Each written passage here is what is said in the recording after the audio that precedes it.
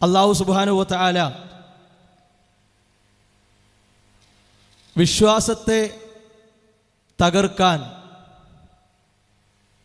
മനസ്സിൽ ഒരജണ്ടയും പുറത്ത് മറ്റൊരു സ്വഭാവവുമായി ഇറങ്ങിത്തിരിച്ചിട്ടുള്ള കപടന്മാരെ സംബന്ധിച്ച് വിശുദ്ധ ഖുർആനിലൂടെ ഉണർത്തിയ ഒരു കാര്യം ഈ സമയത്ത് സൂചിപ്പിക്കുന്നത് വളരെ പ്രസക്തമാണ്. അല്ലാഹു സുബ്ഹാനഹു വ തആല പറഞ്ഞു, മുദബ്ദബീന ബൈന ദാലിക് ലാ ഇലാഹ ഉലാഇ വലാ ഇലാഹ ഉലാ. ഒരാശയത്തിൽ ഒരാദർശത്തിൽ ഉറച്ചു നിൽക്കാതെ അണികൾക്ക് മുമ്പിൽ സമൂഹത്തിനിടയിൽ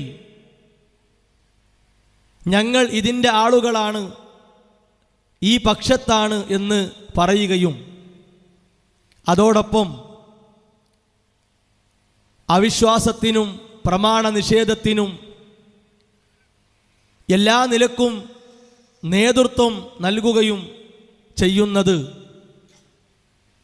ഒരിക്കലും വിശ്വാസികളുടെ സ്വഭാവം തന്നെയല്ല.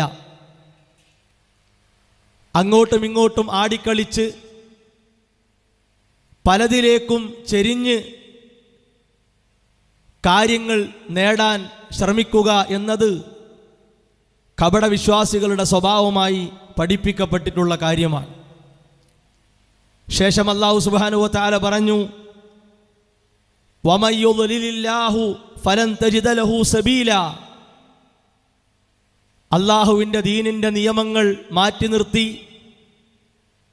ദേഹേച്ഛകൾക്കും തന്നിഷ്ടങ്ങൾക്കും ദുർബലമായ ബുദ്ധിക്കും അനുസരിച്ച് മതവിഷയങ്ങളെ വളച്ചൊടിച്ച് വക്രീകരിച്ചു പോകുന്ന ഒരു സ്വഭാവത്തിൽ ആരെങ്കിലും പ്രവേശിച്ചാൽ അവർക്ക് അല്ലാഹു സുബ്ഹാനഹു വ തആല മാർഗം കാണിച്ചു കൊടുക്കുകയില്ല എന്ന് വളരെ ഗൗരവത്തോടെ നമ്മെ ഉണർത്തിയിട്ടുണ്ട്.